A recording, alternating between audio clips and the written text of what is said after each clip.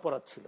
প্রথম জিনিস হচ্ছে আপনার সন্তান যদি গুলিবিদ্ধ হয়, সেটা আপনার সন্তান মানে তো আমারও সন্তান, তাই না ভাই?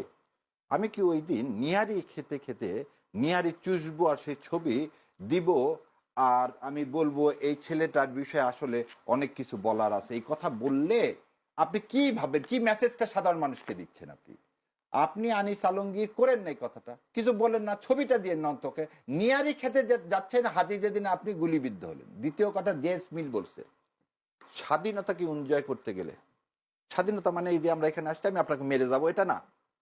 এটা মানে স্বাধীনতা না, স্বাধীনতা শুড বি লিমিটেড। আপনি এই দেশকে ধারণ করতেছেন, আপনি ৩৬শে জুলাই হাজার হাজার আমার সন্তানদের শহীদ, সেই আত্মাকে আপনি কি কোনোভাবে বিশ্রদ্ধা করতে পারেন? আর আজকে আনিস আলমগীর সাহেবের একটা স্টেটমেন্ট দেখান তো আপনি, যে ওই সেদিন আমি ইয়াকেও জিজ্ঞাসা করছিলাম, তুষার সাহেবকেও জিজ্ঞাসা করছিলাম, আচ্ছা জয়কে নিয়ে আপনি ইন্টারভিউ করছেন, একবার কেন জিজ্ঞাসা করলেন না জয়ের মা ১৩ সালের ইলেকশন কেন এমন করলো, ১৮ সালের ইলেকশন কেন এমন করলো?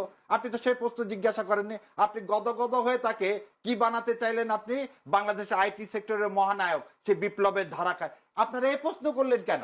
কেন আপনারা তাবেদার, আপনাদের কোনো মেরুদণ্ড নাই, এবং মেরুদণ্ডহীন লোক আপনারা করেন কি, ইন্ডিয়া ওপারে যা বলে সেই টাকা পেয়ে যা বলতে বলে এদেশের মিডিয়াতে আপনারা তাই বলেন, এবং তাই করতেছে। আনিস আলমগীর তুষারদের একটা নির্দিষ্ট এজেন্ডার বাইরে তারা কখনো কথা বলে না, তারা বড় বড় কথা বলে। তাহলে আমার প্রশ্ন, তারা একদিনও কেন গত ১৭ বছর জেল খাটলো না? আয়নাঘর তো অনেক দূরের কথা, তারা একদিনও কেন, এই যে একজনের নাম কি আলম জানি না, উনি হঠাৎ করে আমেরিকা থেকে এসে কি হঠাৎ করে তিনি কখন কোন দল, যে উনি বলছিলেন ১২ সালে জাতীয়তাবাদের দফন হয়ে গেছে, কাফন হয়ে গেছে, সে আজকে বিশাল জাতীয়তাবাদী। কিন্তু জাতীয়বাদী আবার ফাঁক ফোকর দিয়ে আবার কি করেন, কোনোভাবে আওয়ামী লীগকে ইনক্লুসিভ করা যায় কিনা। মানে এই লোকগুলোকে তো আপনি নিয়ে আসছেন পার্টিকুলার পারপাসে রে ভাই।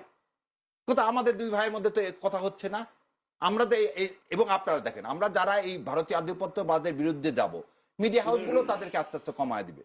যারা এরকম আগ্রাসী কথা বলবে, সত্য কথা বলবে, তাদেরকে মিডিয়া হাউস জায়গা দিবে না। মিডিয়া হাউস কাকে জায়গা দিবে? যারা কম্প্রোমাইজ করে কথা বলবে। কিন্তু আপনার কাছে সেলুট, আপনারা আমাকে ডাকতেছেন, আমরা বলতে পারতেছি, সেই জন্য এই আপনার চ্যানেলকে বিশেষ করে আমার অন্তরের অন্তঃস্থল থেকে আমি ধন্যবাদ জানাই, যে এটাই হওয়া উচিত মিডিয়া, এটাই হওয়া উচিত স্বাধীন রাষ্ট্র, এটার নাম স্বাধীনতা। ওইভাবে ন্যারেটিভ তৈরি করা, ভারতের পক্ষে বলা এবং ভারতের টাকা এখানে একটা ন্যারেটিভ তৈরি করা, এর নাম সাংবাদিকতা না। ধন্যবাদ দর্শক।